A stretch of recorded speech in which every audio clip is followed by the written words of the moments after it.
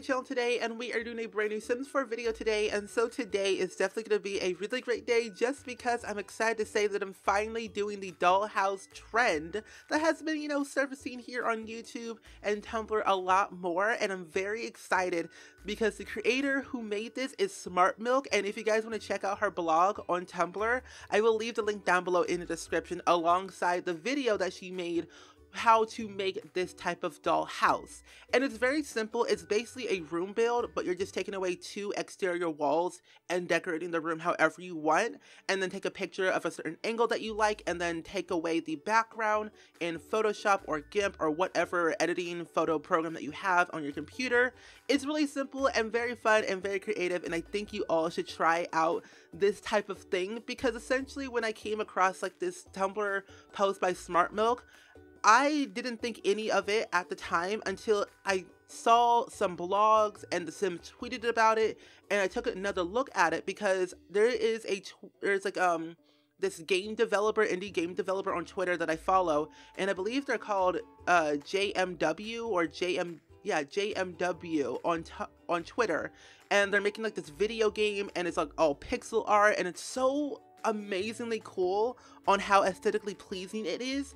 And Smart Milk got inspiration from that person and made their own like interpretation in The Sims, and it's so cool and creative on how simple and easy and fun it is to do stuff like this. And so I took it upon myself to get inspired by that trend and make a mid-century modern family-oriented living room, because mid-century modern is literally my favorite furnishing, aesthetically pleasing style that I go for when I want to one day have a house just like this.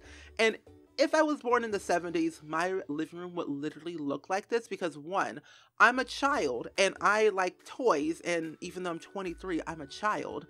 I like toys in my living room so I can play with them and do whatever, but I mainly play The Sims. But like I said, mid-century modern is my favorite. I love being creative, and so when I was doing this room, I wanted it to look like something that I would probably live in real life.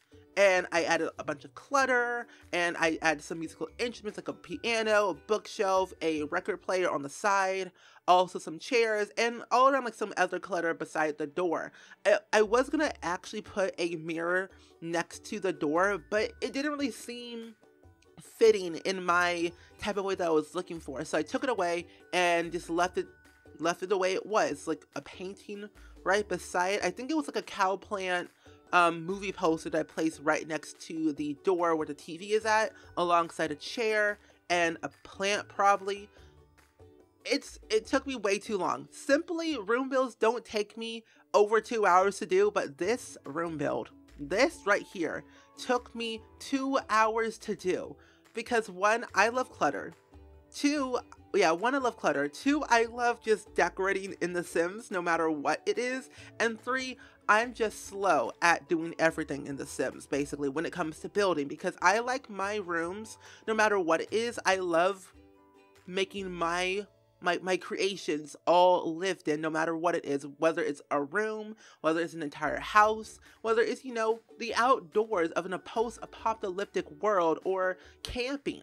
I want to make every single thing that I create in The Sims very lived in, where it looks like someone actually lives in this home and has lived here for quite some time. And, it looks messy because someone lives here. So I was thinking, what if I actually make a room, what if I do make a house? How do I say it? What if I make a room, like how I make a house based off the rooms that I've made with this trend. So I'll use this living room inside of the house, and then I'll add a bathroom, and then a bedroom, then an office, and a kitchen, stuff like that. It's like the pre-made room build challenge, and it's like that, but you're making your own rooms and putting them together, putting pieces to a puzzle together and to make an entire house. So that's what I was thinking of doing, and I might actually try that. And at first it was going to be a 2-story house. That's why I placed the stairs right next to this living room, because I already had like a thought in mind, like, okay, it's gonna be a 2-story house with this amount of rooms and it's gonna look like this, but I really don't technically know on how well the roofing is gonna go, because knowing me, I'm not the best at roofing and I cannot roof a house to save my life. I try, it may look good and it might look aesthetically pleasing, but we'll see in the end result, because I haven't built a mid-century modern house in a very long time, ever since, I believe, when Bowling Night stuff came out, and I think after like 2 months later, I stopped making those. I don't know why I did, but it was like my favorite thing to do, because I was going off of floor plans that I found off of online. It was called Starlight Village Homes. It's like a Texas-based company, and they make like mid-century modern houses in the 21st century. And I'm like, this looks really, really cool, and I wanted to try it out, and so I did. And I personally love it, and I have all those houses in Oasis Springs for my save file. And I want to do more houses like that, where I go on Zillow, which is a real estate website where you can find houses and so on and so forth to purchase for your real life house. And I want to go on there and find a house based off like what I want to build, and build it in The Sims and see what I could really do with it. I don't know. I just love building. I just personally love it. So as you can see here in this one section, it's very cluttered. I went into the debug menu and placed down a bunch of objects that I wanted. And if you don't know how to get into the debug category, all you gotta do is just type in bb.show hidden objects on in the cheat bar, and it'll pop up a debug section in your build and buy catalog. And it comes with so many different types of items that your Sims use on a day-to-day basis, like, you know, the school projects, a plunger, some badges from the military career from Strangerville, a lot of different things. Like, the debug category alone is flat out amazing, and I highly recommend that all of you guys, you know, use it if you want to make your houses more lived in and more unique and different and just not plain Jane. I personally like clutter, and I like my houses to look messy and interesting and unique and all around well lived in. So that's why my houses look expensive. Well, they don't look expensive. They look very average, but they are expensive. The majority of the time they are expensive because I use so much clutter and a lot of different like variations where I size up or size down different objects that may, you know, be 1,000 simoleons per item. It just depends on how I'm feeling that day. It's like, you know, I wake up in the morning, I want to build a $500,000 mansion. Let's do it. I did it. I did it twice, actually. I built a mansion, $500,000 mansion for Del Sol Valley, and I think I built another mansion in, I think, Windenburg or whatever. No, either Windenburg or Newcrest. One of those two. Or Willow Creek. I don't know. It was a very huge lot, and I built on it, and it just took me way too long, like 8 hours to build. Too long, I know. And I think it was like roughly $500,000 or a little bit more than $500,000. It was like a very country styled ranch mansion that I built. And personally, probably won't do it ever again. Might be wrong. I might be second guessing myself. I could do it again if I wanted to, but still, 8 hours is too long for me to build because I have other things to do besides building for 8 hours in a span of like 3 days.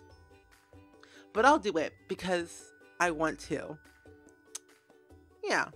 And when I was building this house, I had in mind a military family that does not live in Strangerville, but they live in Willow Creek. And I'm building this in my save file right now, and I already have a sim already placed down for the specific house to live in. He is a single father with a son, a 6-year-old son, and personally, I like that. Military dad, single father, with a 6-year-old son, living here in Willow Creek and living day by day to prosper life and conquer life and conquer life and make the world their own in any shape or form, no matter how long or how hard it, life takes them. That probably made no sense, but I'm trying to come up with a storyline, and it's like kind of got a little bit jumbled up in here. But still, single father, military, it's going great. But that's essentially what it is, and that's why I had the military badge case and all the military badges in here in the living room. But now I'm in Photoshop. So yeah, I'm in Photoshop right now, you know, editing the entire thing. And normally it doesn't take me that long to edit all my photos, but I wanted to make this edit aesthetically pleasing to the point where I'm like, is this real? It is not real. I just wanted to make it look very cluttered when I was building it, but also, like, you know, interesting in the edit. So I did some coloring and like some hue and saturation, some vibrance, some sharpening, some softening, all the different things to make the room, you know, good looking, in my opinion. So that's what I did. And personally, I love editing in Photoshop because I am certified in Photoshop, and so I know what I'm doing, and I could give you tips and tricks on how to use Photoshop, but I probably won't do that because I'm a scatterbrain and I can't really, you know, teach you how to use Photoshop. It's very an advanced program.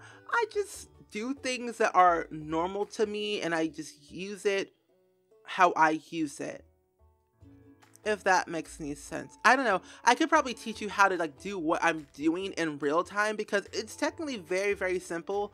All I used was the selector tool. It's like the third tool right above the rectangular marquee tool. It's under there, and all I did was like, you know, outline the exterior of the room and took away the background, and I placed down some, you know, some matchy mid-century modern colors to fit the bill of this room. Alongside took some what's it called, some color swatches of the room's color scheme to show these are the colors that were used in this build. And that's what I did. And then later on I did some cleaning up around the build because I saw some green edges around it and I did not like that, so I had to go zoom it in, cut out some more green stuff because it was essentially the ground floor in the game. And when I saw that, I'm like, hold up, I thought I, you know, did some clean cut stuff, but apparently I didn't. So I cleaned it up. It looks sharper than ever. It looks great. And all I did later after that was change up the color background, and I believe it's actually just, yeah, blue and yellow, and that was the color scheme on the side. But that's pretty much it though. I personally had a lot of fun with this. If you guys want me to do more of these, let me know in the comments below, and I will definitely do them a lot more often for you guys.